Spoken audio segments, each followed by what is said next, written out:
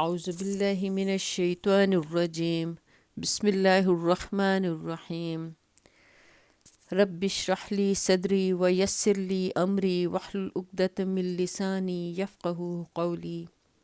السلام علیکم ورحمۃ اللہ وبرکاتہ۔ آج ہم سورہ المائدہ کا 7واں رکوع شروع کرتے ہیں۔ بسم اللہ الرحمن الرحیم۔ انا انزلنا التوراۃ فیہا ھدی ونور۔ ہم نے تورات نازل کی جس میں ہدایت اور روشنی تھی۔ یحکم بہا النبیون الذین اسلموا للذین ھادوا والربانیون بما استحفظوا من کتاب اللہ وکانوا علیہ شہداء۔ سارے نبی جو مسلم تھے اسی کے مطابق ان یہودی بن جانے والوں کے معاملات کا فیصلہ کرتے تھے، اور اسی طرح ربانی اور احبار بھی اسی پر فیصلے کا دار و مدار رکھتے تھے، کیونکہ انہیں کتاب اللہ کی حفاظت کا ذمہ دار بنایا گیا تھا اور وہ اس پر گواہ تھے۔ یہاں پر اللہ تعالیٰ فرماتے ہیں کہ ان یہودی بن جانے والوں کے معاملات کا فیصلہ کرتے تھے، یعنی یہاں ضمناً اس حقیقت پر بھی متنبہ کر دیا گیا ہے کہ انبیاء علیہ السلام سب کے سب مسلم تھے، بخلاف اس کے یہ یہودی اسلام سے ہٹ کر اور فرقہ بندی میں مبتلا ہو کر صرف یہودی بن کر رہ گئے ہیں۔ اور پھر جو فرمایا کہ اور اسی طرح ربانی اور احبار بھی یعنی اسی پر فیصلے کا مدار کرتے تھے۔ تو ربانی کا مطلب یہاں پر علماء اور احبار فقہا۔ فلا تخشوا الناس واخشونی ولا تشتروا بآیاتی ثمنا قلیلا ومن لم يحكم بما انزل اللہ فاولئک هم الکافرون۔ پس اے گروہ یہود، تم لوگوں سے نہ ڈرو بلکہ مجھ سے ڈرو، اور میری آیات کو ذرا ذرا سے معاوضے لے کر بیچنا چھوڑ دو۔ جو لوگ اللہ کے نازل کردہ قانون کے مطابق فیصلہ نہ کریں وہی کافر ہیں۔ وَكَتَبْنَا عَلَيْهِمْ فِيهَا أَنَّ النَّفْسَ بِالنَّفْسِ وَالْعَيْنَ بِالْعَيْنِ وَالْأَنْفَ بِالْأَنْفِ وَالْأُذُنَ بِالْأُذُنِ وَالسِّنَّ بِالسِّنِّ وَالْجُرُوحَ قِصَاص۔ تورات میں ہم نے یہودیوں پر یہ حکم لکھ دیا تھا کہ جان کے بدلے جان، آنکھ کے بدلے آنکھ، ناک کے بدلے ناک، کان کے بدلے کان، دانت کے بدلے دانت، اور تمام زخموں کے لیے برابر کا بدلہ۔ فمن تصدق به فهو کفارۃ لہ ومن لم يحكم بما انزل اللہ فاولئک هم الظالمون۔ پھر جو قصاص کا صدقہ کر دے تو وہ اس کے لیے کفارہ ہے، اور جو لوگ اللہ کے نازل کردہ قانون کے مطابق فیصلہ نہ کریں وہی ظالم ہیں۔ یعنی جو شخص صدقہ کی نیت سے قصاص معاف کر دے اس کے حق میں یہ نیکی اس کے بہت سے گناہوں کا کفارہ ہو جائے گی۔ وَقَفَّيْنَا عَلَىٰ آثَارِهِمْ وَعِيسَى ابْنِ مَرْيَمَ مُصَدِّقًا لِمَا بَيْنَ يَدَيْهِ مِنَ التَّوْرَاةِ۔ پھر ہم نے ان پیغمبروں کے بعد مریم علیہ السلام کے بیٹے عیسیٰ علیہ السلام کو بھیجا، تورات میں سے جو کچھ اس کے سامنے موجود تھا وہ اس کی تصدیق کرنے والا تھا۔ وَآتَيْنَاهُ الْإِنْجِيلَ فِيهِ هُدًى وَنُورٌ وَمُصَدِّقًا لِمَا بَيْنَ يَدَيْهِ مِنَ التَّوْرَاةِ وَهُدًى وَمَوْعِظَةً لِلْمُتَّقِينَ۔ اور ہم نے اس کو انجیل عطا کی جس میں رہنمائی اور روشنی تھی، اور وہ بھی تورات میں سے جو کچھ اس وقت موجود تھا اس کی تصدیق کرنے والی تھی، اور خدا ترس لوگوں کے لیے سراسر ہدایت اور نصیحت تھی۔ یعنی مسیح علیہ السلام کوئی نیا مذہب لے کر نہیں آئے تھے، بلکہ وہی ایک دین جو تمام پچھلے انبیاء علیہ السلام کا دین تھا مسیح علیہ السلام کا دین بھی تھا، اور اسی کی طرف وہ دعوت دیتے تھے۔ تورات کی اصل تعلیمات میں سے جو کچھ ان کے زمانے میں محفوظ تھا اس کو مسیح علیہ السلام خود بھی مانتے تھے، اور انجیل بھی اس کی تصدیق کرتی تھی۔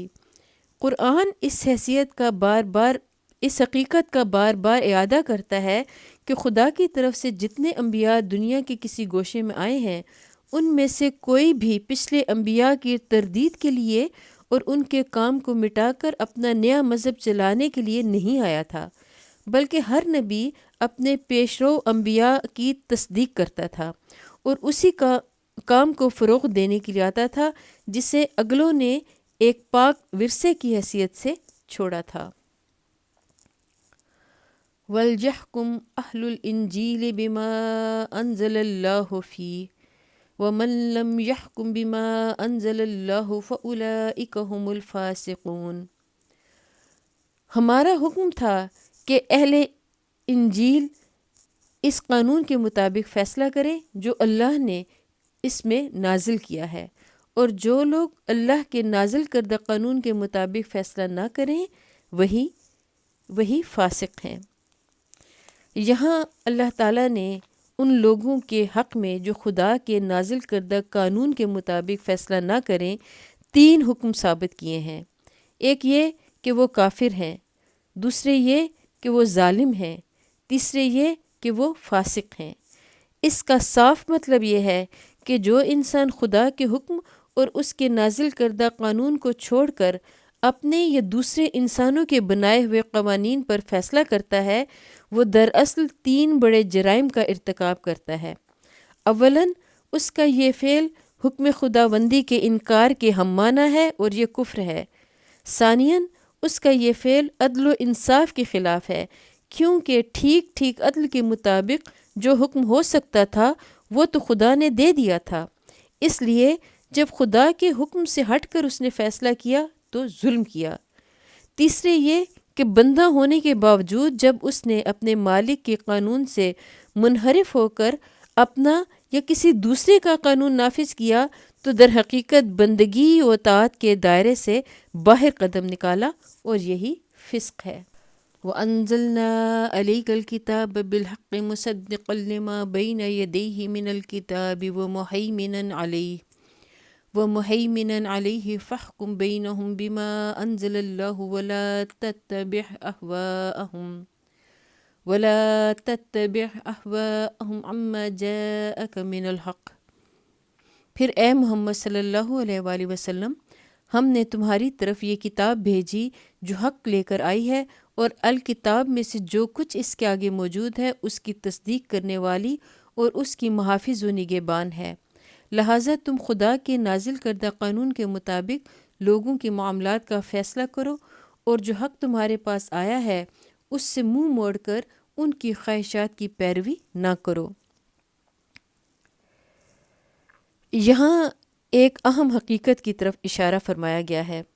اگرچہ اس مضمون کو یوں بھی ادا کیا جا سکتا تھا کہ پچھلی کتابوں میں سے جو کچھ اپنی اصلی اور صحیح صورت پر باقی ہے قرآن اس کی تصدیق کرتا ہے، لیکن اللہ تعالیٰ نے پچھلی کتابوں کے بجائے الکتاب کا لفظ استعمال فرمایا۔ اس سے یہ راز منکشف ہوتا ہے کہ قرآن اور تمام وہ کتابیں جو مختلف زمانوں اور مختلف زبانوں میں اللہ تعالیٰ کی طرف سے نازل ہوئیں سب کی سب فی الاصل ایک ہی کتاب ہیں، ایک ہی ان کا مصنف ہے، ایک ہی ان کا مدعا اور مقصد ہے، ایک ہی ان کی تعلیم ہے، اور ایک ہی علم ہے جو ان کے ذریعے سے نوع انسانی کو عطا کیا گیا۔ فرق اگر ہے تو عبارات کا ہے جو ایک ہی مقصد کے لیے مختلف مخاطبوں کے لحاظ سے مختلف طریقوں سے اختیار کی گئیں۔ بس حقیقت صرف اتنی ہی نہیں ہے کہ یہ کتابیں ایک دوسرے کے مخالف نہیں، مؤید ہیں، تردید کرنے والی نہیں، تصدیق کرنے والی ہیں، بلکہ اصل حقیقت اس سے کچھ بڑھ کر ہے، اور وہ یہ ہے کہ یہ سب ایک ہی الکتاب کے مختلف ایڈیشن ہیں۔ لِكُلٍّ جَعَلْنَا مِنْكُمْ شِرْعَةً وَمِنْهَاجًا۔ ہم نے تم میں سے ہر ایک کے لیے ایک شریعت اور ایک راہ عمل مقرر کی۔ یہ ایک جملہ معترضہ ہے جس سے مقصود ایک سوال کی توضیح کرنا ہے جو اوپر کے سلسلہ تقریر کو سنتے ہوئے مخاطب کے ذہن میں الجھن پیدا کر سکتا ہے۔ سوال یہ ہے کہ جب تمام انبیاء اور تمام کتابوں کا دین ایک ہے اور یہ سب ایک دوسرے کی تصدیق و تائید کرتے ہوئے آئے ہیں تو شریعت کی تفصیلات میں ان کے درمیان فرق کیوں ہے؟ کیا بات ہے کہ عبادت کی صورتوں میں، حرام اور حلال کی قیود میں اور قوانین تمدن و معاشرت کے فروغ میں مختلف انبیاء اور کتب آسمانی کی شریعتوں کے درمیان تھوڑا بہت اختلاف پایا جاتا ہے۔ وَلَوْ شَاءَ اللَّهُ لَجَعَلَكُمْ أُمَّةً وَاحِدَةً وَلَكِنْ لِيَبْلُوَكُمْ فِي مَا آتَاكُمْ فَاسْتَبِقُوا الْخَيْرَاتِ۔ اگرچہ تمہارا خدا چاہتا تو تم سب کو ایک امت بھی بنا سکتا تھا، لیکن اس نے یہ اس لیے کیا کہ جو کچھ اس نے تم لوگوں کو دیا ہے اس میں تمہاری آزمائش کرے۔ إِلَى اللَّهِ مَرْجِعُكُمْ جَمِيعًا فَيُنَبِّئُكُمْ بِمَا كُنْتُمْ فِيهِ تَخْتَلِفُونَ۔ لہٰذا بھلائیوں میں ایک دوسرے سے سبقت لے جانے کی کوشش کرو، آخر کار تم سب کو خدا کی طرف پلٹ کر جانا ہے، پھر وہ تمہیں اصل حقیقت بتا دے گا جس میں تم اختلاف کرتے رہے ہو۔ اب اس آیت میں جو مذکورہ بالا سوال جو تھا اس کا پورا جواب ہے۔ اس جواب کی تفصیل یہ ہے کہ نمبر 1، محض اختلاف شرائع کو اس بات کی دلیل قرار دینا غلط ہے کہ یہ شریعتیں مختلف ماخذ سے ماخوذ اور مختلف سرچشموں سے نکلی ہوئی ہیں۔ دراصل وہ اللہ تعالیٰ ہی ہے جس نے مختلف قوموں کے لیے مختلف زمانوں اور مختلف حالات میں مختلف ضابطے مقرر فرمائے۔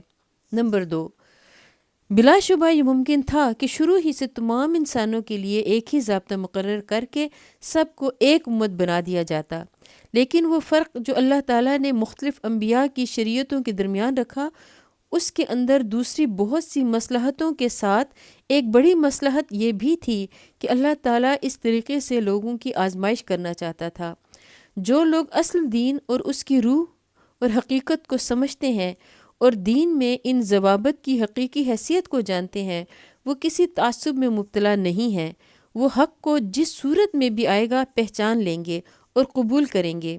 ان کو اللہ کے بھیجے ہوئے سابق احکام کی جگہ بعد کے احکام تسلیم کرنے میں کوئی تعامل نہ ہوگا، بخلاف اس کے جو لوگ روح دین سے بیگانہ ہیں اور ضوابط اور ان کی تفصیلات ہی کو اصل دین سمجھ بیٹھے ہیں، اور جنہوں نے خدا کی طرف سے آئی ہوئی چیزوں پر خود اپنے حاشیے چڑھا کر ان پر جمود اور تعصب اختیار کر لیا ہے، وہ ہر اس ہدایت کو رد کرتے چلے جائیں گے جو بعد میں خدا کی طرف سے آئے۔ ان دونوں قسم کے آدمیوں کو ممیز کرنے کے لیے یہ آزمائش ضروری تھی، اس لیے اللہ تعالیٰ نے شرائع میں اختلاف رکھا۔ نمبر 3، تمام شرائع سے اصل مقصود نیکیوں اور بھلائیوں کو پانا ہے، اور وہ اسی طرح حاصل ہو سکتی ہیں کہ جس وقت جو حکم خدا ہو اس کی پیروی کی جائے۔ لہٰذا جو لوگ اصل مقصد پر نگاہ رکھتے ہیں ان کے لیے شرائع کے اختلاف پر جھگڑا کرنے کے بجائے صحیح طرز عمل یہ ہے کہ مقصد کی طرف اس راہ سے پیش قدمی کریں جس کو اللہ تعالیٰ کی منظوری حاصل ہو۔ نمبر 4، جو اختلافات انسانوں نے اپنے جمود، تعصب، ہٹ دھرمی سے خود پیدا کر لیے ہیں، ان کا آخری فیصلہ نہ مجلس مناظرہ میں ہو سکتا ہے اور نہ میدان جنگ میں۔ آخری فیصلہ اللہ تعالیٰ خود کرے گا جب کہ حقیقت بے نقاب کر دی جائے گی اور لوگوں پر منکشف ہو جائے گا کہ جن جھگڑوں میں عمریں کھپا کر دنیا سے آئے ہیں ان کی تہ میں حق کا جوہر کتنا تھا اور باطل کے حاشیے کس